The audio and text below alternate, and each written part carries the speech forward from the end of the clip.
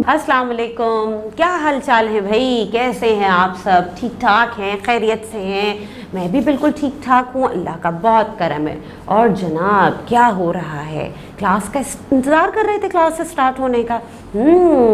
उर्दू की क्लास में हैं हम, जी हाँ। और आपको पता है उर्दू की क्लास तो बहुत ही पसंदीदा सब्जेक्ट है, मेरा तो बहुत पसंदीदा सब्जेक्ट है उर्दू। बहुत मज़ा आता है उर्दू पढ़ने में, लिखने में, बहुत बहुत सारी चीज़ें हम सीखते हैं इसमें, क्योंकि हमारी अपनी लैंग्वेज भी है, ऐसे ही है ना। तो आज हम क्या करेंगे? आपको याद है पिछली क्लास में हमने क्या किया था? याद है आपको? जी हाँ, जो लास्ट क्लास हमारी हुई थी उसमें हमने पिछली क्लास में अपना एक न्यू चैप्टर स्टार्ट कर लिया था, याद है ना? बहुत ही इंटरेस्टिंग सा चैप्टर का नाम था, जल्दी से सोचिए ज़रा, चैप्टर का नाम क्या था? सोचिए ज़रा, क्या था? डॉल्फिन, बिल्कुल ठीक, जी हाँ, डॉल्फिन हमारे चैप्टर का नाम था। अब आप एक्साइटेड हैं कि आपको पता चले कि इस डॉल्फिन चैप्टर में है क्या? क्या है भाई ये डॉल्फिन की कहानी? क्या बताया जा रहा है हमें इस डॉल्फिन के बारे में? तो आप एक्साइटेड हैं सुनने के लिए? मैं तो बहुत एक्साइटेड हूँ कि भाई मुझे पता चले कि इसमें है क्या, क्योंकि नाम से तो बहुत ही इंटरेस्टिंग है ये। तो क्या ख्याल है फिर मैं आज आपको सुनाऊँ ये चैप्टर पढ़ के? जी हाँ, यानी स्टोरी टेलिंग का टाइम है आज हमारा। तो मैं आपको ये चैप्टर पूरा पढ़ के सुनाती हूँ कि इसमें है क्या, ताकि आपको भी पता चले कि ये इंटरेस्टिंग चैप्टर है और इसमें क्या बताया जा रहा है। तो फिर तैयार है सुनने के लिए? और आपको पता है कि जब हम कोई चीज़ सुन रहे होते हैं तो बहुत कंसंट्रेशन के साथ, ध्यान के साथ, खामोशी से बैठ के हमें गौर से सुनना चाहिए। तो फिर तैयार हैं? चलें फिर हम देखते हैं कि यहाँ पे बताया क्या जा रहा है और भाई है क्या यहाँ पे डॉल्फिन के बारे में। चलें जी, फिर मैं सुनाती हूँ आपको। अच्छा, क्या नाम है हमारे चैप्टर का? डॉल्फिन। जी हाँ, 20 न 30 पूरे 100 दांत हैं डॉल्फिन के मुंह में। लेकिन मज़े की बात, खुराक निगल कर खाती है, उसे चबाती नहीं है। अरे ये तो कुछ अजीब सी बात हो गई कि 100 दांत हैं डॉल्फिन के मुंह में, फिर भी वो जो खाना खाती है उसे निगल कर खाती है, चबाती नहीं है उन दांतों से। आगे देखें भाई, तो फिर ये 100 दांत किस काम के? अल्लाह ही जाने। चलो, हाथी के 2 दांत खाने के नहीं, दिखाने के काम तो आते हैं। अगर हाथी इजाज़त दे तो आप उसके 2 दांतों में रस्सी डालकर झूला भी बना सकते हैं। डॉल्फिन के दांत तो इतने छोटे हैं कि उसके मुंह में जब तक सर ना डालो ठीक से नजर ही नहीं आते। अच्छा भाई, इतने छोटे दांत होते हैं डॉल्फिन के? वैसे डॉल्फिन है बहुत मजे का जानवर, हर वक्त हंसती बोलती रहती है, छोटे बच्चों की तरह। शायद इसीलिए छोटे बच्चों में इतनी मकबूल है। ये बात बच्चों की चीज़ें बनाने वाले अच्छी तरह से जानते हैं। इसीलिए तो ऐसी ऐसी चीज़ों के नाम डॉल्फिन रख दिए हैं जिनका दूर तक डॉल्फिन से कोई ताल्लुक नहीं। मसलन डॉल्फिन जूते। अरे ये क्या बात हुई भाई, डॉल्फिन के नाम पे चीज़ें बनाते हैं, डॉल्फिन जूते? हालांकि डॉल्फिन के तो पाँव ही नहीं होते। अब बताइए भाई, डॉल्फिन के तो पाँव ही नहीं होते, यानी वो जूते ही नहीं पहनती, फिर भी हम चीज़ें बनाने वाले चीज़ें बनाते हैं डॉल्फिन जूते। अरे वाह, ये तो बहुत ही इंटरेस्टिंग बात है। और क्या चीज़ें बनाते हैं भाई? Dolphin school bag. ये भी भाई बड़ी मज़ेदार सी बात है, जबकि हम जानते हैं कि समंदर में स्कूल ही नहीं होते। हाँ जी, समंदर में तो स्कूल नहीं होते, डॉल्फिन स्कूल ही नहीं जाती, फिर भी डॉल्फिन के नाम पे स्कूल बैग बना लिए जाते हैं, है ना इंटरेस्टिंग बात। अच्छा आगे देखते हैं कि और क्या बता रहे हैं वे। समंदर से याद आया, कहते हैं डॉल्फिन पानी की सबसे ज़हीन मखलूक है। आपको पता है कि मछलियों में सबसे ज़हीन मखलूक कहते हैं डॉल्फिन को।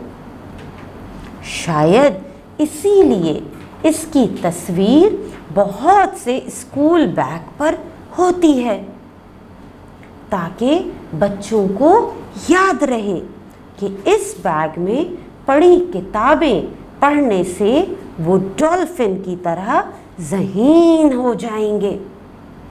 या फिर ये कि अगर डॉल्फिन ज़मीन पर होती तो इसी की तरह एक बैग उठाए वो भी बच्चों के साथ स्कूल जा रही होती। ज़रा सोचिए तो, थोड़ी देर के लिए ज़रा अपने जहन में लाइए कि अगर ज़मीन पर डॉल्फिन होती तो क्या वो डॉल्फिन बैग लेके स्कूल हमारी तरह जा रही होती? अरे वाह, कितना मज़ा आता, डॉल्फिन भी स्कूल जाती। वाह भाई, और आप डॉल्फिन के साथ साथ पढ़ रहे होते। सोचिए आपके बराबर में डॉल्फिन बैठी हुई होती।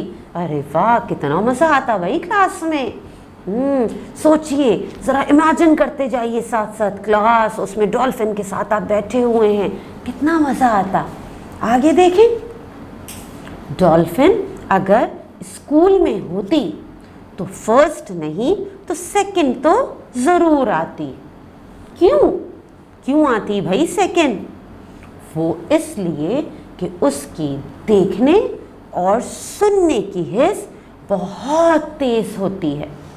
मज़ीद ये कि उसे उस्ताद से वो बातें भी नहीं सुनने को मिलती जो कुछ बच्चों को सुननी पड़ती हैं।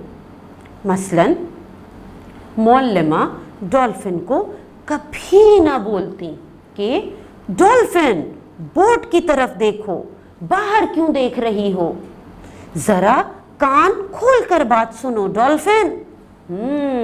ये तो बात सही है कि भाई जो हमारी टीचर हैं, जो मौल्लिमा हैं, वो ऐसी बातें तो डॉल्फिन्स को नहीं कहती जैसी बाकी बच्चों से कह रही होती हैं।